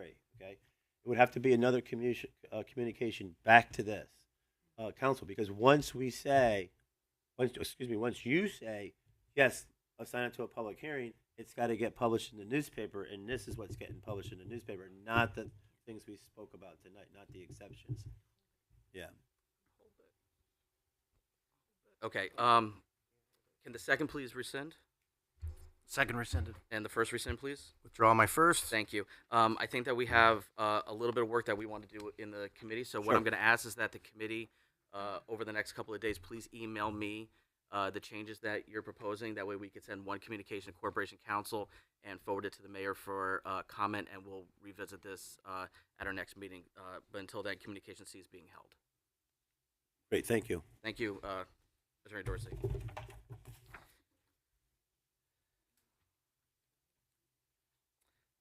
Last up is Communication C from the April 14th, 2025 agenda from Mayor Dorinda Boer regarding an ordinance amending Chapter 211 of the Code of the City of West Haven, Article 8, Elderly Tax Freeze. I am looking for a motion to approve. Motion. Do I have a second? Second. Thank you. Any discussion? Any discussion from the council? Seeing none, all in favor? Aye. Any opposed? Any abstentions? Motion carries. Mr. Chairman, the time is 8:31, and Legislative Matters Committee is all set. Thank you, Chairman Varga. We're going to move on to Public Lands now, which is Chairman Donovan. Thank you, Chairman Pascal. The time is now 8:32. The Committee on Public Lands is now in session. Members present are Councilman Locks, Councilwoman Callahan, Councilman Vargo, Councilman Johnstone, and myself acting as chair. We have before us Communication D from the April 14, 2025 agenda from Mayor Dorinda Boer regarding the renewal of a lease of city-owned property to the Prospect Beach Fish and Game Club. I'm not looking for a motion to bring this out favorably. Have a second? Second. Any discussion? Councilman Johnstone. Thank you, Chairman Donovan. Apologize, I know I missed some public comment, and some individuals bravely went to the podium and discussed this. I promised my constituent I would read a statement provided. Thank you, Mr. Kennedy, who is an active member. Here is a statement which I think will clear the air on a lot of misconceptions that maybe people have had over that area. I know I'm not alone up here when people have asked, why aren't they paying more and what can we do about it? And here we go. The Prospect Beach Fish and Game Club started in 1948 and was located over by Phipps Lake. In 1952, the city wanted the land for development. At the same time, the city was moving the original wastewater treatment plant from Ocean Avenue to its current location on First Avenue. The city decided to move Prospect Beach Club to its vacant water treatment plant on Ocean Avenue. The Prospect Beach Club has now been in that location for the past 73 years. The Beach Club, which is a nonprofit, has approximately 165 members, 160 of which are paying members, and 35 of them are life members. The 5 members who do not pay are the board members who will go above and beyond, and their reward for doing such is to waive that fee. The club collects $140 from each member yearly, minus the 10% state of Connecticut club tax. The club donates approximately $2,500 annually to the following: Wheat, West Haven Animal Shelter, West Haven Fireworks, Gabby Murillo, Westie's Care, and Alex's Soup Kitchen at the First Congregational Church. The Beach Club only, I repeat, only allows West Haven residents to join the club. If a club member moves out of West Haven, the club member therefore forfeits their membership. All club members with personal watercraft must provide their insurance yearly in order to use the ramps. This is stated in the club bylaws. As mentioned above, the club is a nonprofit and has a near zero running balance year to year. The club keeps about $8,000 in a bank account for emergencies. The majority of the money collected yearly goes towards the insurance for the club and for the ramps. The ramps that the club uses are Moby mats and steel graded ramps. When the ramps need to be replaced, which is more often than you think, they cost roughly $10,000 each. The ramps installed and maintained by the club members are used for launching and hauling small boats, canoes, personal watercrafts, and for handicapped people to gain access to the water. The West Shore Fire Department and the Police Department utilize the ramps as such needed in emergency situations. So therefore, I will end with this. If anybody has a problem with this, you have to talk to the George Washingtons and the Abraham Lincolns of West Haven. It is agreed generations ago. Therefore, we must honor it. Thank you, Mr. Chairman. Thank you, Councilman. Any other discussion within our committee? Seeing none, all in favor? Aye. Any opposed? Any abstentions? Motion passes. Motion passes out of the committee. We still got to bring it to the council. Next, we have Communication E from April 14, 2025 agenda from Mayor Dorinda Boer regarding an offer of $15,000 from the estate of Richard Shippey to purchase city-owned vacant lot located at 37 Myrtle Avenue, West Haven, Connecticut. I'm going to bring this out for discussion. I need a motion. To bring Motion. This out for discussion. Second. Second. Thank you. Discussion. Anyone here? Mike, would you like to mind coming up? Thank you, sir. We had, I think the last time the committee had some questions and Yes. you responded back Yes. to it. Thank you very much for doing that and going beyond. My understanding is this estate is looking to purchase this Yes. piece of property because they have 2 pieces of property that are landlocked and they can't get to it legally. Right? Correct. Also, P&Z has some ordinance that because it's an R3 zone that it cannot be built, nothing can be built on that piece of property because it's. Well, you need a minimum lot size in an R3 zone of 16,000 square feet. And this does This not is have. 8,800 square Okay, feet. so we don't have to worry about that as well. Let's just say the council decides not to sell it. What do you see? What do you foresee? Probably the same thing I foresee as so do some of us. But what do you foresee might happen? Well, by retaining it, it really has no value to the town itself. We don't get tax dollars from it. It's a liability. We have an obligation to maintain it. This is an opportunity to sell it and generate money from the sale in addition to putting it back on the tax rolls. It would automatically, too, by giving access to the 2 rear lots to the main road, it would increase the value of the 2 rear lots and then increase the tax dollars from those 2 lots as well in the form of real estate taxes. And as you probably know, I mean, I could see this happening is if I own those 2 pieces of property, Yeah. and it didn't get sold, why do I want that? Why would I want to keep that property, right? Yeah. So the city may end up with 3 pieces of properties, basically, what could happen. I'm not saying it will happen. Any other, thank you for that. Any other questions? Yes, Councilman Vargos. Thank you, Mr. Chairman. Thank you, Attorney Jello.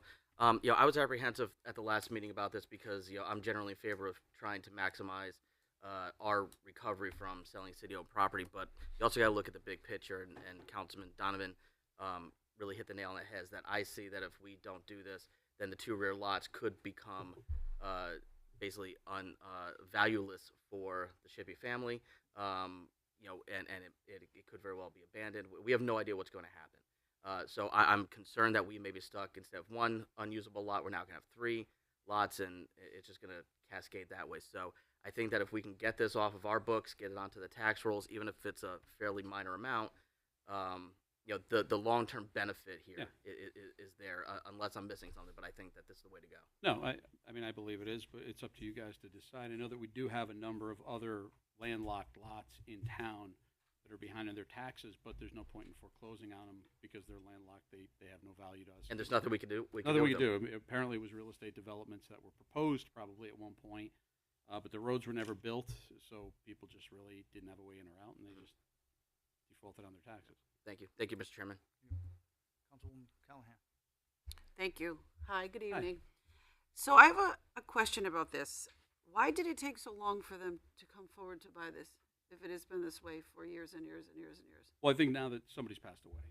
Oh, okay, so in the estate. Yeah, this is Okay. an estate that it's by the executor of the estate who's offering to purchase it because, something happened to the owner, they So passed that's away, and they wanted as of to- recent. Yeah. Okay, yeah, and sorry to hear about the loss. And through the years, just because we have spoken about it, but just so everybody else is aware, and those 2 pieces of property are there, and one has a house. How did they get to those? I think they traversed our lot. Okay. I think they went back and forth over our lot, Okay. unfortunately. So it's not fenced beneficial. It's in. beneficial all around. Yeah. Yeah. Okay. Thank you very much. Thank you. Anybody else on the committee? They'll come out the second half there, Councilwoman, sorry. Seeing no more discussion from the committee, I need the second to rescind. Is that me? I'll rescind. I withdraw. All right. With that, I'm requesting a public hearing for May 12th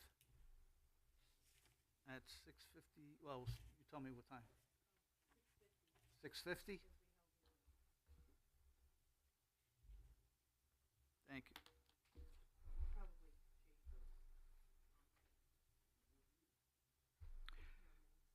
All right, Communication F. Next, we have Communication F from April 14th, 2025 agenda from Mayor Dorinda Boer regarding a proposal to sell North End Field, 3.2-acre city-owned former playground, compromising a 0.58 acre property located at 1101 Campbell Avenue and the 2.6 acre former Baggett Street playground to the University of New Haven for $500,000. We are actually going to hold this because we are still waiting on P&Z. We sent that to P&Z and they have not responded back yet. They have not responded, correct? Okay, so we're still going to hold it, and probably the next meeting we should have an answer, and then I'll have a public hearing on the next meeting. All right. With that, your public lands is now closed at 8:42, Chairman. Thank you very much, Chairman. We will reconvene to the whole council at 8:42. Moving on to unfinished business. We have none on the agenda for today. So that brings us to committee reports. And when the clerk is ready, can she read Communication A into the record? Communication A from the tax collector regarding overpayment refunds for April 2025 being filed with tonight's minutes. Thank you very much. First up for committee reports, we have Finance Committee Chairwoman Tucker. It is on there. Should I just skip it?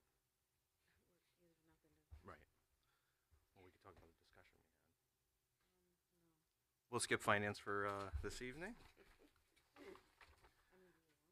No. It's next up is legislative matters. Chairman Vargo. Thank you, Mr. Chairman. Committee on Legislative Matters met on Communication B from Mayor Dorinda Boer regarding an ordinance amending Chapter 174 of the Code of the City of West Haven, peddling and soliciting, and I am going to be requesting a public hearing on May 12th. Chairman Donovan, if it's okay to take your spot, I'll take 6:50 and you can take 6:55. Thank you. Good. So I'm requesting a public hearing on 5/12 at 6:50, please. Thank you. Approved. Thank you.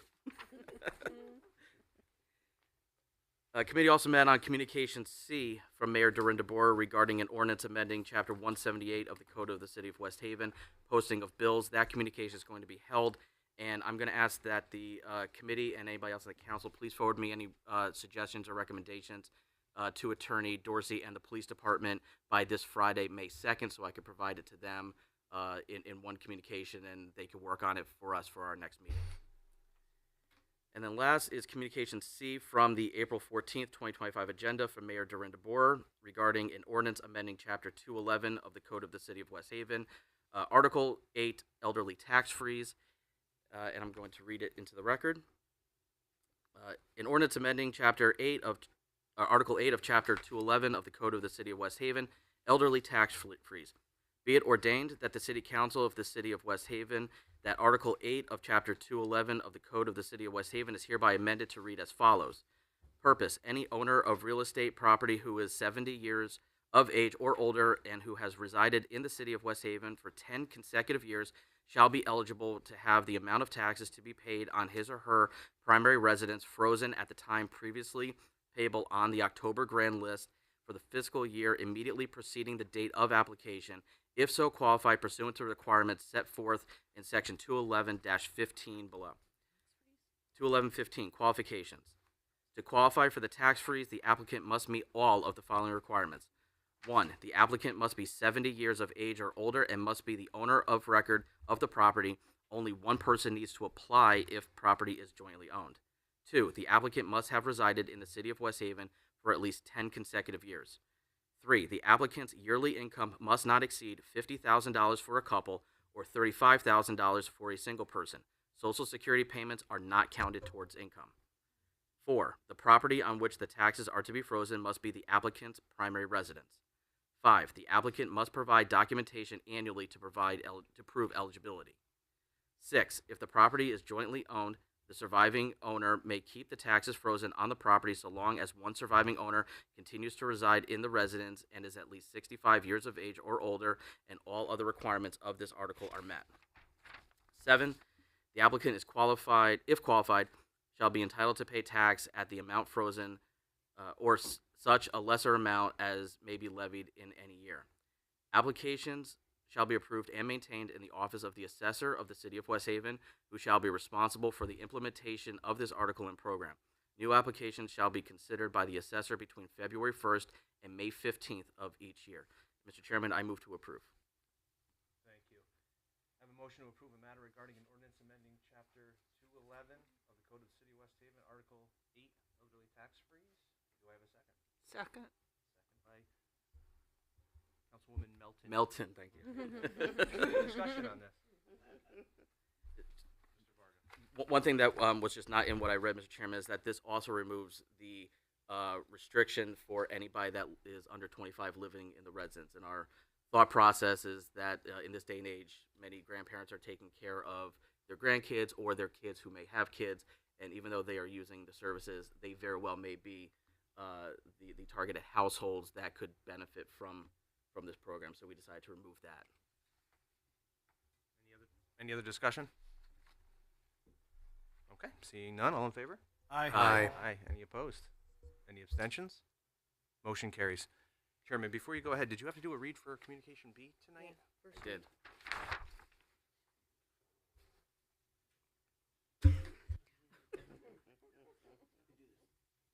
That is the peddling and solicitation, right? Yes. Okay, so referring back to Communication B, I will read the summary of an ordinance amending the Code of the City of West Haven, Chapter 174, peddling and soliciting. Chapter 174 provides that salespeople registered with the West Haven Police Department before soliciting door to door. The proposed amendment changes the registration requirement to an application process for a license to solicit door to door that will include background checks and fingerprinting. The proposed amendment also requires licensed solicitors to carry a photo identification badge, limits the hours of lawful solicitation, limits the number of licensed solicitors to 5 on behalf of any single business or entity, limits the number of solicitations at any property in one per 6-month period, and increases the fine for violating the provisions of this chapter from $25 to $250. I thank you, and I am sorry. Y'all good over there? That concludes the matters for the Legislative Matters Committee. Thank you. Thank you very much. Next up, we have Public Lands. Chairman Donovan. Thank you, Chairman. We have Communication D from the April 14th, 2025 agenda from Mayor Durandabora regarding renewal of a lease city-owned property to the Prospect Beach Fish and Game Club. To the Honorable City Council of the City of West Haven, Public Lands, your Committee on Public Lands met to consider a lease renewal of the Prospect Beach Fish and Game Club, Inc. It is the unanimous decision of the committee to recommend passage of the following resolution.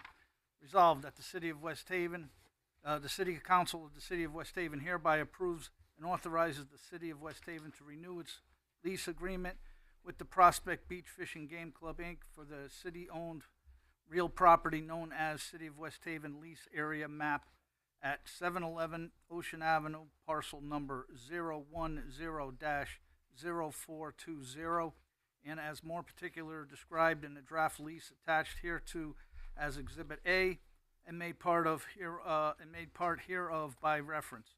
Further resolved that the final lease agreement shall be in substantial and material compliance with the draft attached hereto as Exhibit A, and the term of which shall be 5 years, commencing from the first day of June 2025 and ending on the 31st day of May 2023. Further resolved, Dorinda K. Borer, as mayor of the City of West Haven, is authorized and directed to execute and deliver any and all documents Chairman, related. can you read the dates again? We heard 2023 as the end date. 2030, sorry. Thank you. That is correct. The 31st day of May, 2030. Further resolved, Dorinda Borer, as mayor of the City of West Haven, is authorized and directed to execute and deliver any and all documents related to this resolution on behalf of the City of West Haven, and to do and perform all acts and things which she deems to be necessary or appropriate to carry out the terms of such documents, including but not limited to executing and delivering all agreements and documents contemplated by such documents, and certification. Oh, I don't need that. I so moved. I have a motion to approve a matter regarding the renewal of a lease of city-owned property to the Prospect Beach Fish and Game Club. Do I have a second? Second. Second. Do I have any discussion? Councilwoman Garthwaite. Yes, because I'm chopped meat. I have to go last. I'm curious. I'm curious. What is the fee for membership there? Does anybody know? $140 per family, per member. Okay, that's what I needed to know, and I will report back to my resident. Thank you. Thank you. Any other discussion? Sure. Steve, maybe you know the answer because those folks left. Can anyone be a member who lives in West Haven? I mean, has it always been the same group, or can I walk up and become a member, or is there are there eligibility requirements? To my understanding, talking to the constituent, you have to apply. There is a waiting list, but first and foremost, you have to be a West Haven resident. That I understand. So, and then if you move, your membership is renewed, and then someone takes your place. And the waiting list, is that because they only take a certain number of people, and until you die, until someone dies, no one else gets to become a member, or what's the deal there? I'm not the person to ask, so therefore I wouldn't know. Sorry. It's because of the room, because it's the parking.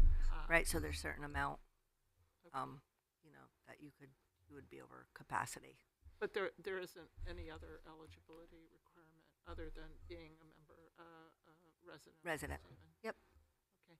And can anyone use the beach and the ramp, or do you have to be a member of the club to use the ramp? Do you know? Do you know the answer to that? Mayor, I'm yielding No, the that's floor on okay. this one. Yeah, anybody could use the beach. It's Anyone can use the beach. Yeah, yeah. And anyone can, but not anyone can use Well, the no, ramp because except for the police. Correct. Yes. Yep. Because they're leasing. That's part of their lease is to use that for the Right. parking. Okay.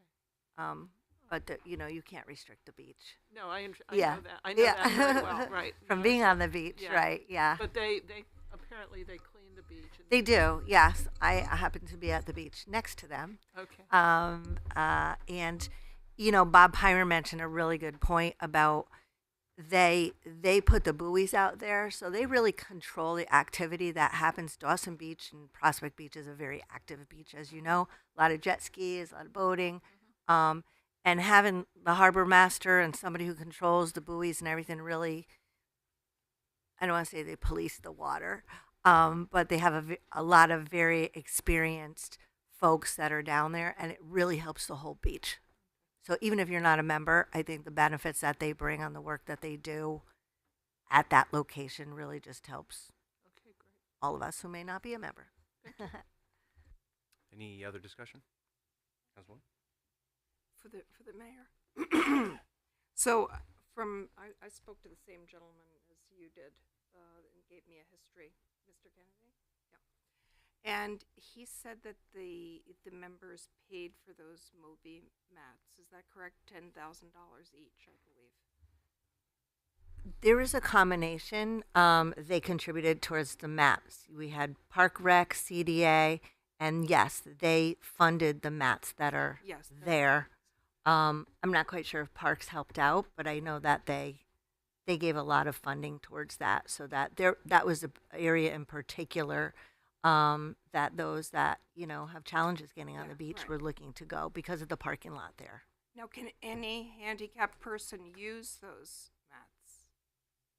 That's Yes, my those aren't question. just I know that club they- mats. Yes. Yeah, because Yep. if they're owning them, then I just wanted to know. I don't think they own them. I think they purchased them for the They beach. purchased them Yes. for the beach. Okay, so Yeah. but anybody can use them. Yes. Perfect. Good. Thanks. Any other Councilwoman Tucker? So is this lease going to cause a situation where this is privatized, basically, and others will not be able to access it in the same way as they can access the other parts of the beach? Because I know this is past practice. This is what they've done. Yeah, I'll let Paul answer that, but they're not leasing the actual sand in the water area. I'll let Paul answer. Okay, so there's the property consists of I like to call it a grassy knoll. On one section, there's a couple of picnic tables under some trees, Mhm. and in another section, there's a small parking lot where boat trailers are stored during the day and cars. And then beyond that section is the sandy beach. That's not part of the leased area. They do have the boat ramp that accesses the water, okay, which is narrow.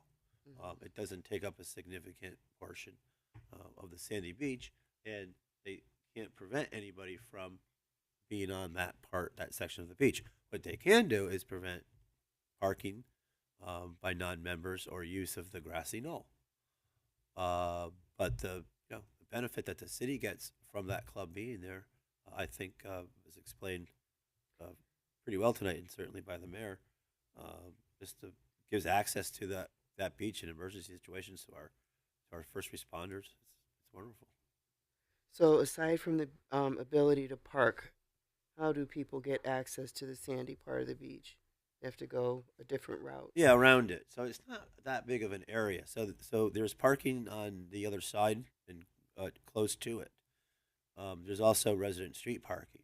So it's not really shutting down any area of Sandy Beach. I grew up in that neighborhood. I was a member of Prospect Beach for several years when I had a small sailboat, and there was never any issue with like preventing people from being on that section of the beach. Just that grassy knoll where the picnic tables are, and that off to the side there's a parking area, and then of course there's the shed, which is very, very helpful when you're out at sea and you don't have a Bob Palmer left. Okay, good.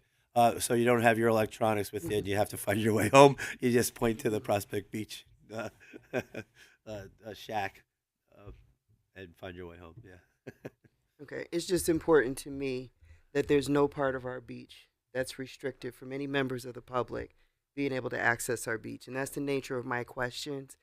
And so I really want to make sure that we don't set up a precedent where and obviously this is past practice and they've had access this way, but by extending the lease, essentially we're, moving forward with the past practice. Oh, yeah. And I guess my questions are aligned with that, just to make sure that we don't set up a scenario where we're privatizing parts of our beach. Thank you. Yeah. Not the beach to Sandy Knoll, though. I got you. Okay. Thank Yep. you. Any other discussion? All right. I just wanted to ask, does this lease, how long is this lease again? The lease is 5 years. Does it have to be 5 years at this point in time? I believe since it was posted as 5 years, if we were going to vote on it tonight, it would have to remain 5 It would have to remain as written out. Is that fair to say? Well, this does not have to have a public hearing because it is a renewal of an existing lease. Okay, so what the communication that came to you and the ordinance that was written was a 5-year lease. But You could I don't know amend the resolution, pass the resolution as amended, and have a different term in it. I don't see why you couldn't do that.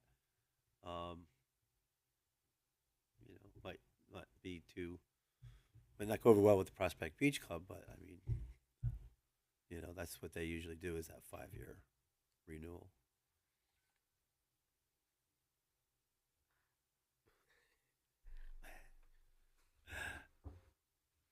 Okay. Okay. No, I was just wondering, could it possibly be just a year lease, then maybe revisit it was going to be my question. It could be negotiated that way, yes. Okay. Thank you, Attorney Dorsey. Yep. What's that? Councilwoman Tucker. Just for the record, what is the amount? I don't think I heard that read into the record. Oh, the amount amount of of the lease. rent, it's $1 a year. Thank you. Okay. Any other discussion? Okay. Moving forward. All in favor? Aye. Any Aye. opposed? Any abstentions? Oh, I'm opposed. you're opposed. One opposition. 2 opposition. All right. Any abstentions? Motion carries by majority. Okay. Next, we have Communication E from April 14, 2025, agenda from Dorinda Boer regarding an offer of $15,000 from the estate of Richard Shippey to purchase a city-owned vacant lot located at 37 Myrtle Avenue, West Haven, Connecticut. Your committee is requesting a public hearing for May 12th at 6:55. What's that? Thank you. And last, we have Communication F from April 14, 2025, agenda from Mayor Dorinda Boer regarding a proposal to sell North End Field, 3.2-acre city-owned former playground located at 1101 Campbell Avenue, and the 2.6-acre former Baggett Street playground to the University of New Haven for $500,000. That's being held until we get a response back from P&Z. And I am all set.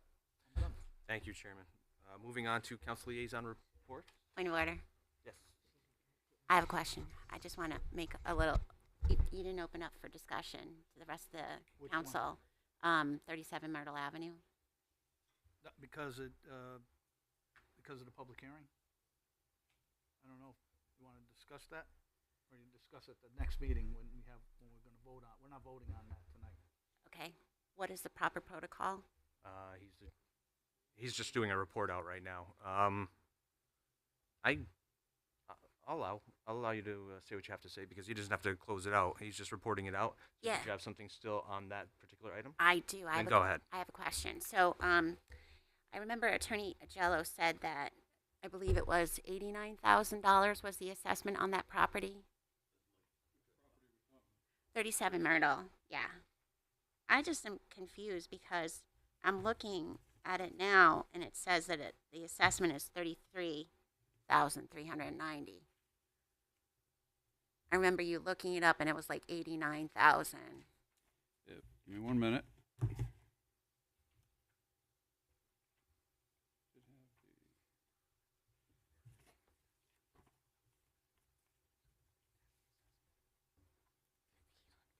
There we go. I think the assessed value was 48,230. The appraised value was 68,900, according to the tax assessor's website, Vision Appraisal. Okay, I'm looking it up online on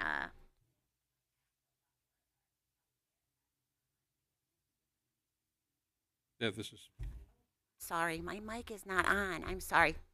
Sorry about that. It's okay. I hope everybody else heard me, but so I guess the assessed is, can you say that again? 40. Sure, the assessed is 70% of what the Right, appraised value right. is. They have it at 48,230. 48. And then the Appraised. the appraisal. The appraised value, according to the Vision Appraisal of the assessor's website, was 68,900. Right. And you're saying it's not buildable. Correct. Okay. My issue is that if we sell this piece of property to the estate, who is then going to combine all three pieces of property and then most definitely sell that off to probably the people behind it, then we're opening ourselves up to a big development. That's my biggest concern with this. Well, I that would mean, be a we can planning and discuss that. zoning issue, Yeah, I guess more you're so right. than a city Yeah. council issue. They would have to Right. go for planning and zoning approval. Right. For anything like that.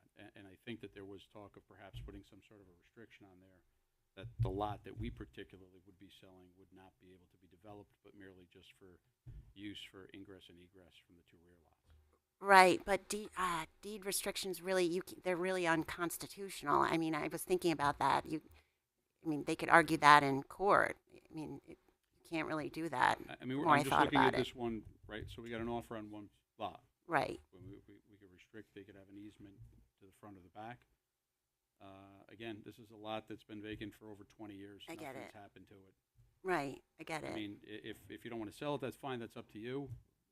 I don't like the price. Can we go back and ask them for more money? $15,000 for I a mean, lot. right now, I think you just have to vote on what you have. Or it's up for public hearing. Right. Then you'd have to vote on it after that. Okay, I guess that would be at the next meeting. Yeah, 12th. the 12th. Okay. Say that again. I'm sorry. I think what Attorney Dorsey was saying is it could be held for until the next meeting.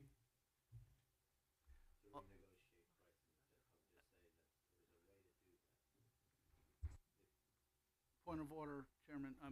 Coming out of my committee. I didn't hold it. Can't hold it. So how, now it's set for a public hearing. Right. I just wanted those questions asked.